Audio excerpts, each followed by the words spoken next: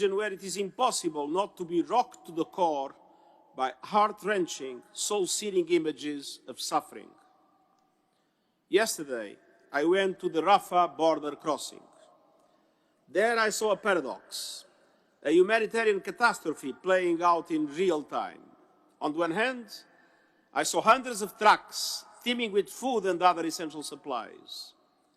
On the other hand, we know that just across the border, there are 2 million people without water, food, fuel, electricity, and medicine. Children, mothers, the elderly, the sick.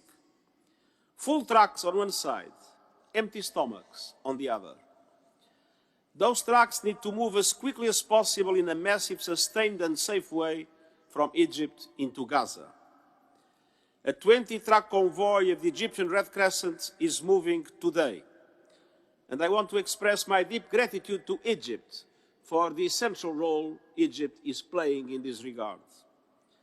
But the people of Gaza need a commitment for much, much more. A continuous delivery of aid to Gaza at the scale that is needed. And we are working non-stop with all parties that are relevant to make it happen. Excellencies, let's be clear. The grievances of the Palestinian people are legitimate and long. We cannot and must not ignore the wider context for these tragic events. The long-standing conflict and 56 years of occupation with no end in sight. But nothing can justify the reprehensible assault by Hamas that terrorized Israeli civilians. And those abhorrent attacks can never justify the collective punishment of the Palestinian people. Institutional humanitarian law, including the Geneva Conventions, must be upheld. And that includes protecting civilians and not attacking hospitals, schools, and UN premises that are currently sheltering 500,000 people. Excellencies, our near-term goals must be clear. Immediate, unrestricted, and sustained humanitarian aid for besieged civilians in Gaza.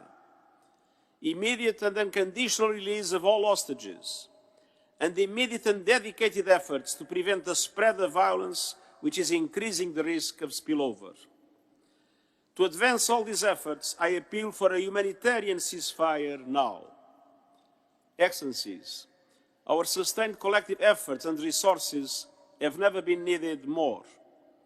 As we focus on ending the bloodshed, we cannot lose sight of the only realistic foundation for a true peace and stability, a two-state solution. Israelis must see their legitimate needs for security materialized, and Palestinians must see their legitimate aspirations for an independent state realized in line with United Nations resolutions, international law, and previous agreements. The time has come for action. Action to end this god-awful nightmare, and action to build a future worthy of the dreams of the children of Palestine, Israel, the region, and our world. Shukran.